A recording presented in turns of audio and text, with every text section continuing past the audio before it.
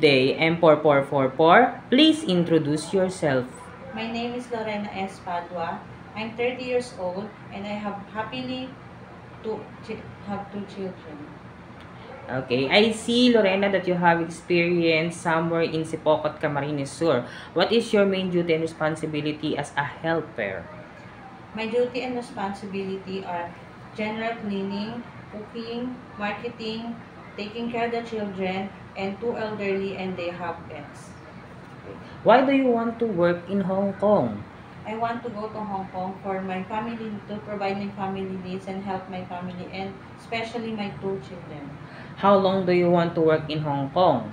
Until I finish my contract and as long as my employer needs my service.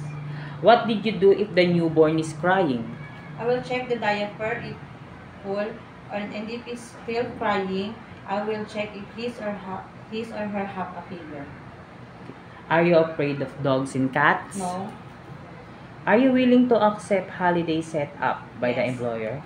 Willing to work on Sunday? Yes. Are you willing to share room with kids? Yes. Are you willing to co-work with other helper? Yes. Willing to learn Chinese if the family member can speak English? Yes. I see that you have a long hair. It is okay to you to cut into short? Yes. Do you know how to cook Chinese food? No, but I'm willing to learn. Message to your future employer. To my future employer, please hire me because I'm trustworthy, honest, and patient. Thank you very much.